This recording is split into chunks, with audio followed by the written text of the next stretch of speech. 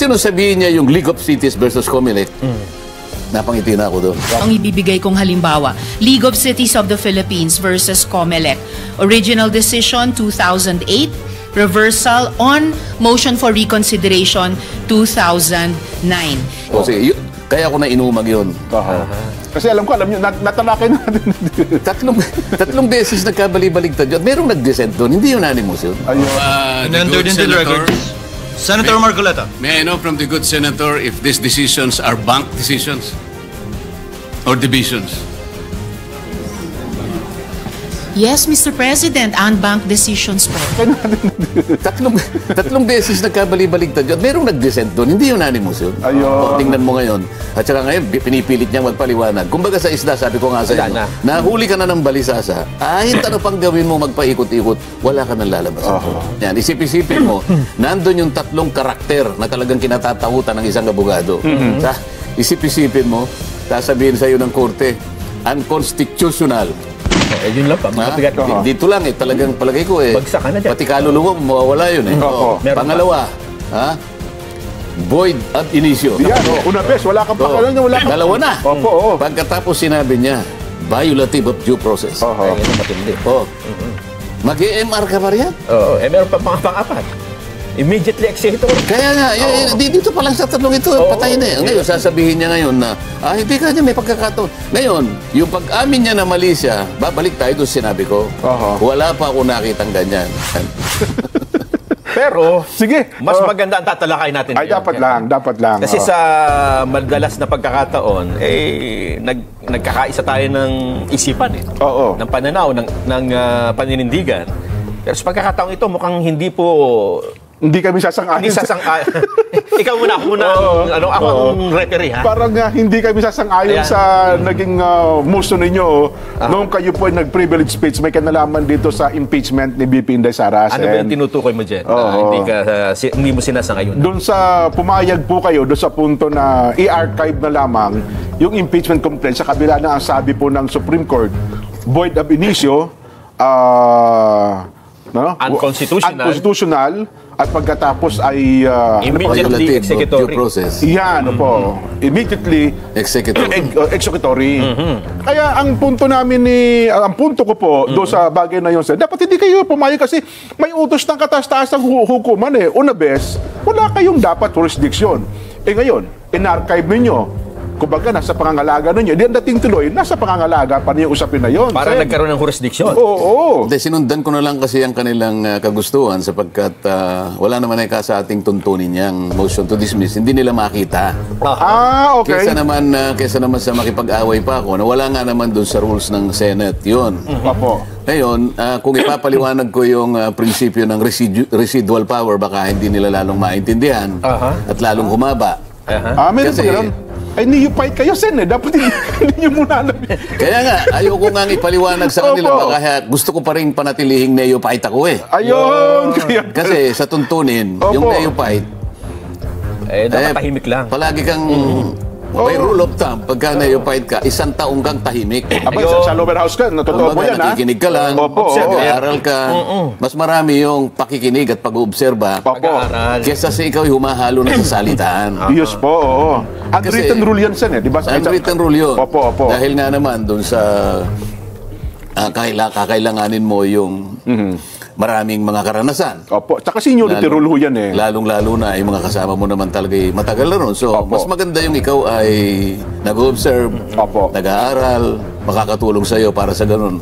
Kung nasa tamang panahon na ang pagsasalita mo, makaagapay ka naman doon sa kanilang kasanayan. Tama po naman yun. Kaya kung gusto ko sanang ipaliwanag yung residual power. Residual power. Na ang ibig sabihin nun, kahit na inallocate mo lahat ang mga powers sa lahat ng mga bahagi ng ahensya ng gobyerno, palaging merong natitira. Kaya residual. Nakaugnay ng... na-inherent sa iyo yun. Kaya sinabi ko sa kanila ganito. Oo nga, wala sa ating rules. Wala sa ating rules. Kaya lang baka hindi nila masyadong masakyan ng residual power. Sa atin kasi kako nakatoka yung gawain na sinabi ng Korte Suprema. Immediately executory. Tama po. Sino ka kung mag-execute nun? Wala namang ibang inuutusan, kundi kayo lang. Alam ka Senado. naman yung bastonero sa palengke ang mag-i-execute nun. Oho. Di ba? Opo, Alam ka oo. naman yung chief of police ng isang munisipyo. Hindi pwede yun eh. Sa amin lang talaga nakaukol yung gawain. Sinabi niya, yung impeachment complaint na yan, unconstitutional, null and void ab initio, Opo. violative of due process. Kahit hindi niya this is immediately executory. Oho. Ibig sabihin yan, may gagawa. Oho. May magsasakatuparan nung kanyang sinabi. Sino ba yun? Oho. Kanino ba naka-address yun? Sa amin. Yes, sa Senado Ngayon, po yun. sabi niya, wala Wala yung motion to dismiss. wala sa tuntunin natin. Ngayon, gusto ko sanang imungkahi, kaya lang ayoko nang humaba eh. Meron pa akong gustong imungkahi bukod dun sa residual power. O gusto nyo bang i-convert muna natin ang Senado into an impeachment court? Okay. Convene. Para lang yung motion to dismiss pumasok. Kasi nandun eh. Doon sa rules ng impeachment, nandun eh. Okay. Hindi rin sila papayag eh. Oho. Ba't naman kami papayag? Ano kami bali? Sasabihin na naman nila. So hindi mo magagamit. Magagamit mo lamang yung motion to dismiss kapag ka yung Senado, kinonvene nila yung sarili nila at transform nila ang sarili nila into an impeachment court. Nandoon yung rules of court Okay. that will be used suppletorily. Oho. Kung kikilalanin ninyo, Opo. papayag ako na susumpa muna tayo, i-establish natin ang impeachment court, at saka ako magmo-motion to dismiss. Oho. Kasi nandun yung rules of court. Hindi rin sila papayag, di ba? Yung punto naman doon sa suppletorily power, kahit daw ilang beses mong basahin po yung rules ng Senado, wala rin daw po yun doon eh. Wala nga Sabi doon. nung isang veteran Wala senator. nga, nandun nga doon sa resolution number 39, ito yung rules of procedure in impeachment trial sa Senate. Okay. Doon mo kukunin yung rules of court na gagamitin suppletorily. Kaya ako sinasabi sa inyo, payag ba kayo para doon ko nakugutin? Hindi rin sila papayag eh. Oo nga, Ngayon, no? pumayag na lang ako, gumamit tayo ng ibang salita na pinsang buo din naman ng motion to dismiss. Oho. Kaya na... Pareho lang. Oho. Minsan matatawa ka lang eh. Tawagin nila na pag tinawag ng Amerikano yan, hair splitting, sabi niya. Walang pinag-iba yun eh. Oho. Semantics. Yung archive at saka yung motion to dismiss. Yung archive, ibinaon mo sa baul. Okay. Yung baul na lumang-luma. Yun yun. Oho. Puro amag yun. Pero dahil sa archive, may nagsasabi, anytime, pwede namang buhayin yan. Dependent yun kung sakasakaling magmilagro. Opo. Supreme Court. Ang Supreme Court. Halimbawa, biglang nagkaroon ng isang napakalaking milagro. Yung Supreme Court, 8 sa kanila, ni-reverse ang sarili. Bumaliktad. 8. Oho. Sinasabi niya kasi, 180 degrees. may pagkakataon kanya namang Opo. nag-reverse, unanimous. Naku, may nawaw mali dyan, Sen, ha? Meron pong nawaw mali. Hindi ako kumibo doon. Kasi, kumbaga sa, alam mo yung Jen, tayo kasi magsasaka Jen, Opo, oho. ang magsasaka kung minsan nagiging manging isda. Okay. Magkahalo yun eh. Oho. Kasi pagkatapos mo maitanim yun, may mga isdang Tama. May variety na kayo ng palay natin. Oo, Hindi ka mag-isda ng Hito. hito, kayo dalag. Para mahuli mo ngayon, meron kang silo. Hindi ko kasi alam sa Tagalog yung sa Kapampangan ang tawag namin balisasa. Balisasa. yung balisasa, isang ginawang pangsilo ng isda yon. Opo. Iuumang mo sa tubig yan, lalo na yung medyo umaagos yan. Oho. Ngayon, yung isda, meron siyang option na pumasok. Opo. Matetempt siya na pumasok eh. Oho. Kasi maglalagay ka ng doon. Ano, yes po. Oho. Okay. Pero may option siya, ha? Papasok kaya ako, hindi. Oho. Ganun ko tinitingnan yung kahapon. Kahapon ba yun? Wednesday po, Wednesday. Isang araw. Isang araw. Sige, pumasok ka. So, akala yung pumasok, yung balisasa dyan, pagpasok mo ron, madaling pagpasok eh. Hindi ka makakalabas. Kaya lang nakaganon yun eh. Yung parang Palitan pagpasok dulo, mo, pag ano mo, nakaano na yun. Kahit anong One gawin way mo yun doon, hindi ka na pwedeng lumabas. One way. So, tingnan mo nangyari ngayon. Ang Supreme Court na nagsabi. Mali naman yung mga pinagsasabi mo. Kasi nung sabihin niya yung League of Cities versus Comelec, napangiti na ako doon. Opo. Kasi Kaya ko na inumag yun. Kasi alam nyo, natalakay natin. tatlong beses nagkabali-baligtad yun. Merong nag-dissent doon. Hindi unanimous yun. O, tingnan mo ngayon. At saka ngayon, pinipilit niyang magpaliwanag. Kumbaga sa isda, sabi ko nga sa inyo, nahuli ka na ng balisasa, kahit ano pang gawin mo magpaikot-ikot, wala ka nang lalabas. Nasa sayo. Hindi, ang katwiran ho niya ngayon, Sen, ay mabuti na rin niya yung umaamin na pagkakamali, at least na itatama. Hindi kasi... Anong naitama? Naitama yung kanyang pagkakamali. Na umamin sa pagkakamali. Pero nanatiling mali. Sa mga tweet, sa pag-amin mo ng tama ngayon. Na mali. Papayag ka ngayon doon sa sinabi ko na wala pang nangyari na gano'n. Papayag ka. Dapat aminin mo na yung sinabi ko, wala pa akong nakita sa tagal ng pagiging abogado ko. Wala pa ako nakitang ganyan. Isip-isipin mo, nandun yung tatlong karakter na talagang kinatatakutan ng isang abogado. Isip-isipin mo, sasabihin sa'yo ng korte, unconstitutional. Nako, yun lang pa. Dito lang talagang palagay ko bagsak ka na dyan. pati kaluluwa mo, mawawala yun Pangalawa, void ab initio. Yan, una bes, wala kang pakalan, wala kang... Dalawa na. Pagkatapos sinabi niya, violative of due process. Yan ang matindi. Mag-EMR ka pa riyan? Oo. Meron pa pang-apat.